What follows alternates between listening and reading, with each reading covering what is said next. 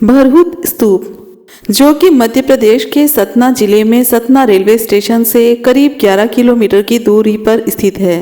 ये स्थान बौद्ध स्तूप के साथ साथ सम्यक संस्कृति की कलाकृतियों के लिए काफी प्रसिद्ध रहा है। सर कनिंघम ने सर्वप्रथम 1873 ईस्वी में इस स्थान की खोज की थी।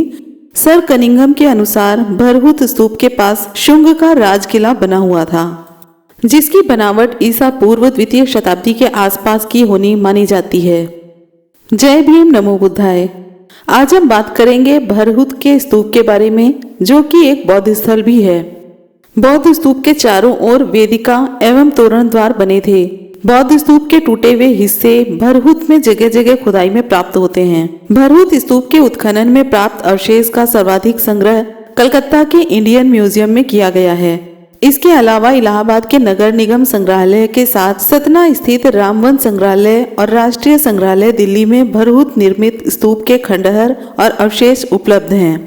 प्रारंभिक अवस्था में इस स्तूप में ईंट से बने गोलाकार भाग, जिसके चारों ओर वेदिका की बनावट है। वेदिका में 4 तोरण द्वार हैं। इसकी मुख्य विशेषता यह है कि यहाँ के तोरण द्वार एवं वेदिका अन्य स्तूपों की तुलना में अत्यधिक अलंकृत हैं।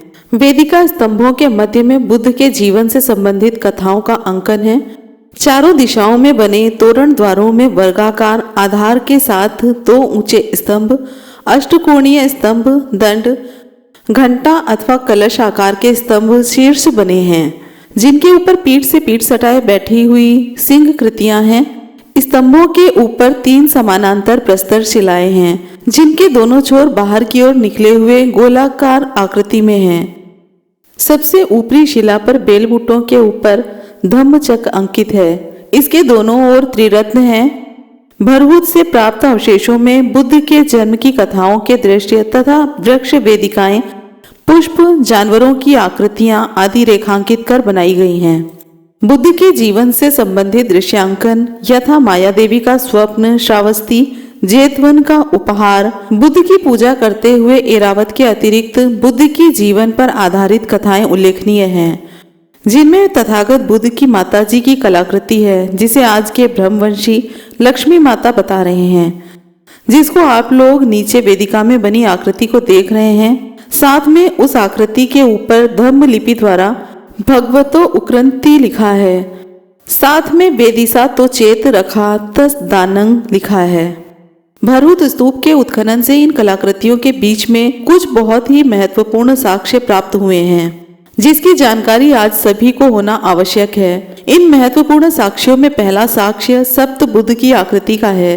अभी तक भ्रमिक वैदिक मत के अनुयायियों को इतना ही मालूम है कि मार्गदाता के रूप में सिर्फ तथागत बुद्ध ही हुए हैं, लेकिन भरहुत के पुरातात्विक उत्खनन में सप्त बुद्ध की आकृति के साथ साथ उन बुद्धों के नाम वेदिका के ऊपर शिलापट पर धम्म लिपि में लिखा मिला है, जिसको कोई भी देख व पढ़ सकता है।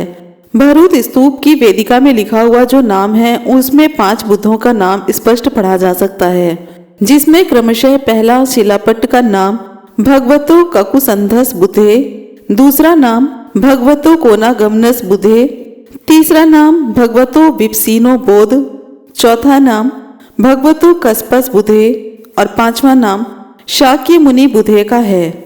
जो शिलापट पर भगवतो शाक मुनि बोधो लिखा हुआ है, 6ठा और 7वां नाम जो उत्खनन में मिला है, वह नाम स्पष्ट नहीं होने की वजह से ये स्पष्टतः बताया नहीं जा सकता है। ऐसे वह नाम सिखी बुद्ध और वेसबु बुद्ध का है। भरहुत स्तूप से एक स्तंभ लेख प्राप्त हुआ है, जिस स्तंभ पर धम्म लिपि में तोरण द्वार के मरम्मति के बारे में लिखा है। जिस शिलालेख पर धम्म लिपि और पाली भाषा में लिखा हुआ है, हिंदी भाषा में अनुवाद है। शुंग के राज्य में गार्गी पुत्र तथा राजा विश्वदेव के पौत्र, गोप्ती पुत्र तथा अंगारधुत का पुत्र, वात्स्य वंश का पुत्र धनभूति के द्वारा यह तोरण द्वार निर्मित किया गया है। उससे आध्यात्मिक पुण्य की उपलब्धि हुई। इसके साथ ही भरहुत स्तूप की खुदाई में वेदिका में बने सुंदर कलाकारी के साथ जेतवन अनाथ पिंडिको देती कोटिसंग थतेन केता का मनमोहक दृश्य बना हुआ है।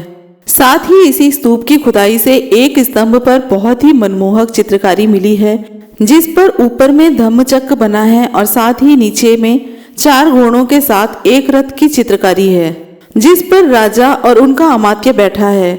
उसके बगल में धम्म लिपि में राजा पसेनजी कोसलो लिखा है, यानी कि इससे प्रतीत होता है कि इस स्तूप का निर्माण राजा प्रसेनजीत के समय में हुआ होगा, जिसका शुंग के समय में भी रख रखाव के साथ साथ समय समय पर सौंदर्यीकरण होता रहा है। इस उत्खनन से पत्थर पर हाथी बना हुआ मिला है, जिस पर धम्म लिपि में नाग जातक लिखा हुआ अभिलेख मिला है। वहीं दूसरी ओर हाथी पर बैठा हुआ शुंग शासक व उसके दाईं और बाएं में 2 अमात्य का फोटो मिला है, जिस पर धम्म लिपि में कुछ अस्पष्ट लिखा है। भरूच की खुदाई से शुंग कालीन मुद्रा भी मिली है, जिसमें एक मुद्रा पर म शब्द लिखा हुआ है और साथ में उस पर त्रिरत्न, चैत्य और स्वास्तिक का निशान बना है। उसके साथ ही एक दूसरी मुद्रा है जिस पर बोधि वृक्ष बना है और उसके नीचे इद मितस लिखा है। उत्खनन द्वारा पुष्यमित्र शुंग के पक्ष में सम्यक संस्कृति को मजबूत करने वाले इतने बड़े पैमाने पर साक्ष्य मिलने के बाद भी पक्ष और विपक्ष के लोग किसी अन्य कहानी में उलझे हुए हैं, फिर तो यह जरूर आज के भ्रमिकों द्वारा फैलाए गए भ्रम के पुलिंदे का बड़ा परिणाम है। लोग तो यहाँ तक भ्रमित हैं कि पुष्यमित्र शुंग के दरबार में किसी लेखक द्वारा वैदिक ग्रंथ रामायण और किसी वैदिक ज्ञानी द्वारा वैदिक दर्शन का निर्माण तक किया गया था, लेकिन आज तक कोई भी इसका कोई भी साक्ष्य नहीं दिखाता है।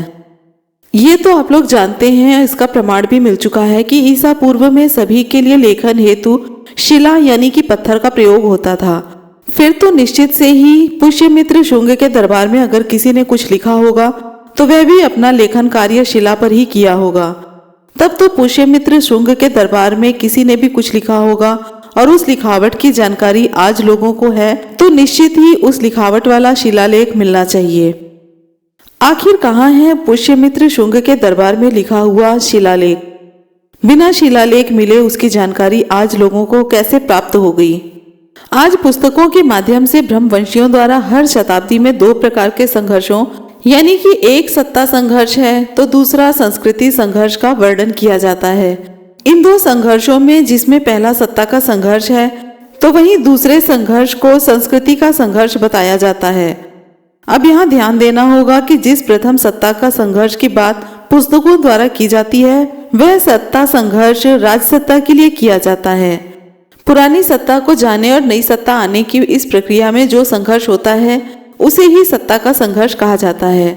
पूर्व के भारत में ऐसे सत्ता संघर्ष के कई पुरातात्विक साक्ष्य उपलब्ध हैं, लेकिन वहीं दूसरी ओर जो सांस्कृतिक संघर्ष का वर्णन लेखकों द्वारा बहुत से कालखंड में लिखा हुआ मिलता है, जैसे ईसा पूर्व 1500 वर्ष वैदिक युग, आर्य अनार्य का युद्ध, ईसा पूर्व 2री शताब्दी में पुष्यमित्र द्वारा सम्यक युग और ब्राह्मणी वैदिक युग का युद्ध, ईसा बाद गुप्त काल में बुद्ध और कल्कि अवतार का युद्ध या अन्य किसी सम्यक संस्कृति के विरुद्ध युद्ध।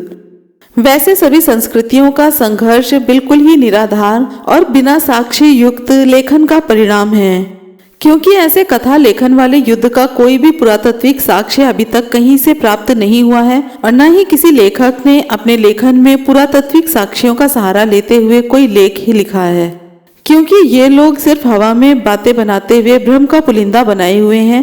क्योंकि भारतीय भूभाग से 8वीं-9वीं शताब्दी तक जितने भी शासकों का मिलना होता है उन सभी शासकों में से कोई भी ऐसा शासक नहीं मिला है जो तथागत बुद्ध और भगवान महावीर के अलावा किसी भी गुमनाम ब्राह्मणी वैदिक संस्कृति का अनुयायी रहा था, जबकि तथागत बुद्ध के समकालीन इनसे अलग 4-5 दार्शनिक संप्रदायों के अस्तित्व का पुरातात्विक साक्ष्य मिलता है, जैसे मखली गोसाल, संजय बेलेपट्टी पुत्र, अजीत केस कंबली, पूरन कश्यप, अलार कलाम, निगंठनाथ पुत्र, पकुत कच्चान और इनके अनुयायी होने का प्रमाण है। लेकिन इन सबों के बीच में अपने मतों को लेकर कभी भी कोई सांस्कृतिक संघर्ष का प्रमाण नहीं मिलता। उल्टे इन सब के बीच में एक समय ऐसा भी आता है कि कुछ दार्शनिकों के अनुयायी तथागत बुद्ध के मार्ग में समाहित हो जाते हैं। 8वीं सदी तक भारतीय भूभाग से जितने भी शिक्षण संस्थानों का मिलना होता है उन सभी संस्थानों में तथागत बुद्ध द्वारा प्रतिपादित शील सदाचार की ही शिक्षा देने की जानकारी मिलती है। यहाँ तक काल्पनिक ब्राह्मणी वैदिक संस्कृति के साथ कोई भी युद्ध होने का साक्ष्य भी नहीं मिलता। 8वीं शताब्दी के बाद से ही ब्राह्मणी वैदिक सांस्कृतिक संघर्ष की बात शुरू होती है, जिस संस्कृति संघर्ष का पहला साक्ष्य निम्न रूप में मिलता है। तथागत बुद्ध की सम्यक संस्कृति और आदि शंकर द्वारा स्थापित शैव मत का अद्वैत दर्शन के साथ युद्ध का पुरातात्विक साक्ष्य 8वीं सदी के बाद से मिलता है। इसी सांस्कृतिक युद्ध में आगे चलकर रामानुजाचार्य द्वारा स्थापित वैष्णव मत के अनुयायी लोग भी शामिल हो जाते हैं। ऐसे ही युद्ध को सांस्कृतिक युद्ध बोला जाता है, जिसका मिलना 8वीं शताब्दी के बाद से होता है। अब जिस सांस्कृतिक युद्ध का पुरातात्विक साक्ष्य 8वीं शताब्दी के बाद से मिलना शुरू होता है, उस सांस्कृतिक युद्ध को आज का ब्रह्मवंशी लेखक अपनी लेखनी द्वारा शैक्षणिक पुस्तक या सामान्य पुस्तक में 8वीं सदी से पूर्व या ईसा से पूर्व का बताते हुए भ्रम का पुलिंदा बनाए बैठे हैं। अब उस भ्रम का पुलिंदा वाले ज्ञान से कोई बंधु प्रभावित होता है तो निश्चित ही वैसे बंधु से अनुरोध करना चाहेंगे कि ऐसे सभी ब्राह्मणी वैदिक सांस्कृतिक युद्ध करने वाले शासकों को पुरातात्विक रूप से जानने का प्रयास करें और साथ ही वैसे ब्राह्मणी वैदिक सांस्कृतिक युद्ध का हिस्सा बनने वाले शासकों द्वारा तथागत बुद्ध की सम्यक संस्कृति के विपरीत किए गए कार्यों का प्रमाण भी साक्ष्यों के साथ खोजने का कार्य करें, क्योंकि सही में जब ब्राह्मणी वैदिक सांस्कृतिक युद्ध करने वाला कोई शासक होगा तो निश्चित ही वह शासक ब्राह्मणी वैदिक संस्कृति के पक्ष में कुछ तो निर्माण कार्य या लेखन कार्य करने का काम किया होगा। 8वीं शताब्दी से लेकर पूर्व में पाषाण युग तक चले जाएं, कहीं पर भी पुरातात्विक रूप से किसी भी ब्रह्मवंशियों के पक्ष में निर्माण कार्य या लेखन कार्य का अंश मात्र भी प्रमाण देखने को नहीं मिलता है। अतः इससे स्पष्ट पता चलता है कि ब्रह्मवंश के लेखकों द्वारा ब्राह्मणी वैदिक सांस्कृतिक युद्ध के नाम पर एक गुप्त एजेंडा के तहत लेखन करते हुए भ्रम का पुलिंदा बनाया जा रहा है, ताकि वैसे लेखन के प्रभाव में आकर आज का युवा वर्ग दिग्भ्रमित होता रहे। ईसा पूर्व 2री शताब्दी में वृद्धरथ मौर्य और पुष्यमित्र शुंग के बीच में सत्ता संघर्ष के साथ अगर वैदिक ब्राह्मणी संस्कृति संघर्ष की बात आती है तो इन दोनों के बीच के संघर्ष पर काफी साक्ष्य भ्रम का पुलिंदा के साथ साथ वैदिक युग का घालमेल पुस्तक में भी दिया गया है। इन सारे साक्ष्यों के अतिरिक्त भी निम्न साक्ष्य और प्रस्तुत हैं। भरूत स्तूप की खुदाई से स्तंभ और उसके साथ लगी वेदिका मिली है, जिसका चित्र आपको स्क्रीन पर दिखाई दे रहा है। भरहुत स्तूप के उत्खनन से जो स्तंभ मिला है, उस स्तंभ से सटे वेदिका में अंकित चित्र को ध्यान से देखें, जिसका नजदीक से लिया गया वृहदृत फोटो भरहुत स्तूप से वेदिका लेख के नाम से यहाँ दिया जा रहा है। उस वेदिका पर बने चित्र पर घोड़ा पर बैठा हुआ एक राजसी परिवार के व्यक्ति का चित्र बना हुआ है और घोड़े पर बैठा व्यक्ति अपने दाहिने हाथ में गरुड़ स्तंभ पकड़ा है। इसके साथ ही इस स्तंभ के बगल में बनी दीवार पर जो लिखावट है वह वैदिक संस्कृत लिपि ना होकर ब्रह्मी लिपि का है। और ब्रह्मी लिपि का प्रयोग कौन करता है यह तो आप सभी लोग जानते हैं। इस स्तंभ पर जो नाम लिखा है वह कोई और नहीं बल्कि शुंग वंश का शासक रेवती मित्र है और साथ ही अपने चित्र में अपने हाथ में गरुड़ स्तंभ पकड़ रखा है। अब राज्य प्रमुख के हाथ में गरुड़ मशाल को देखकर कोई भी यह दावे के साथ कह सकता है कि शुंग वंश के राज्य का राजकीय प्रतीक चिन्ह गरुड़ चिन्ह ही था। भरूत स्तूप से उत्खनन में जो स्तंभ और वेदिका प्राप्त हुई है, उस पर जो आकृति बनी है वह तथागत बुद्ध की माता महामाया की है, जिसे आज निश्चित एजेंडा पर कार्य करने वाले ब्रह्मवंशी समुदाय के लोग लक्ष्मी या गजलक्ष्मी का फोटो कहते हैं। आज के ब्रह्मवंशी लोग इसी महामाया के चित्र को देखकर लोगों को लक्ष्मी की मूर्ति बताते हुए उल्लू बनाते हैं, जबकि सच्चाई यह है कि माता महामाया की यह चित्रकारी अनेक बुद्धों यानी कि भरहुत स्तूप से मिले अभिलेखों में 7 बुद्धों के नाम पर बने भरहुत स्तूप की वेदिका से मिला है, जिन 7 बुद्धों के नाम हम इसी वीडियो में दिखा चुके हैं। इन्हीं 7 बुद्धों के नाम पर बनी भारत का विशाल भरूत स्तूप की वेदिका पर कई जगह तथागत बुद्ध की माता महामाया के चित्र की चित्रकारी बनी है, जिस चित्रकारी में तथागत बुद्ध की माता कलश से निकलते हुए कमल के फूल पर बैठी हुई हैं और इनके दोनों ओर उसी कलश से निकले कमल के फूल पर विराजित हाथी अपने सूंड में पकड़े हुए कलश द्वारा माता महामाया के चित्र पर फूल की वर्षा कर रहा है। यह चित्र भारत की पुरातात्विक सच्चाई है, लेकिन ब्रह्मवंशियों द्वारा एक निश्चित एजेंडा के तहत जो मुहिम चल रही है उसके अनुसार ये लोग महामाया के इसी चित्र को लोगों के बीच रखकर अपनी पुस्तकों द्वारा या मौखिक परंपरा द्वारा काल्पनिक युग की अलौकिक देवी बताते हुए भ्रम का पुलिंदा बनाते हैं। जबकि महामाया की इस मूर्ति के अलावा इसी भरूत स्तूप से 2 और मूर्तियां मिली हैं, जिसमें कि एक मूर्ति के ऊपर ब्रह्मी लिपि द्वारा भगवतो उक्रांति लिखा है, तो वहीं दूसरी मूर्ति पर ब्रह्मी लिपि द्वारा मोर गिरिम्हा थूप दासस दानंग थबा लिखा हुआ है। दूसरी बात, भरहुत स्तूप की खुदाई से जो मूल स्तंभ मिला है उस पर गरुड़ बना है। इस गरुड़ स्तंभ में जो गरुड़ बना है उस गरुड़ को आज के लेखक ने काल्पनिक और अलौकिक पात्र का वाहन बना दिया है, जबकि इस काल्पनिक पात्र का कोई भी संबंध भरहुत स्तूप से जुड़ने का नहीं मिला है। भरहुत स्तूप से शुंग वंश के राजा के हाथ में गरुड़ स्तंभ मिलने से इस बात की पुष्टि हो जाती है कि इस स्तंभ पर बना गरुड़ निशान शुंग वंश का राजकीय पहचान चिन्ह है। इसे किसी अन्य कहानियों से जोड़कर नहीं देखना चाहिए, क्योंकि राजवंश के समय सभी राजाओं का अपना अपना एक राज चिन्ह के रूप में निशान या ध्वज या दोनों होता था, जिस वजह से पुरातात्विक रूप से भरहुत स्तूप के स्तंभ पर शुंग वंश के राजा के हाथ में मिले गरुड़ स्तंभ की पुष्टि शुंग राजवंश के स्तंभ निशान के रूप में ही होती है। ऐसे इस गरुड़ स्तंभ और शुंग वंश से जुड़ने की पुष्टि दूसरी एक और घटना से भी होती है। बात ईसा पूर्व 140-130 वर्ष की है। भारत के पश्चिमी भूभाग कुरु जनपद, पांचाल जनपद, मत्स्य जनपद, गांधार जनपद, कंबोज जनपद और सूरसेन जनपद पर यवन शासक की सत्ता थी, तो वहीं मध्य भारत पर शुंग वंश की सत्ता थी। यवन शासक की राजधानी तक्षशिला थी, तो शुंग वंश की राजधानी विदिशा थी। यवन शासक ने शुंग शासक से अपना राजकीय संबंध बेहतर करने हेतु विदिशा में अपना एक दूत भेजा था, जिस दूत का नाम हेलिओडोरस है। हेलिओडोरस जब राजकीय उद्देश्य से विदिशा में शुंग वंश के शासक से मिलने आया, तो उसने भी विदिशा क्षेत्र के बेसनगर स्थान पर एक स्तंभ का निर्माण किया था। आज इसी स्तंभ को ब्रह्मवंशी द्वारा खंबा बाबा के नाम से प्रचारित करते हुए ब्रह्म का पुलिंदा बनाया जाता है, जबकि इस स्तंभ की सच्चाई कुछ और ही है। हेलिओडोरस ने गरुड़ स्तंभ पर ब्रह्मी लिपि और पाली भाषा में देव देवस वसुदेवस गरुड़ ध्वजे अयंकारितो इय हेलिओदेरेन लिखवाया था।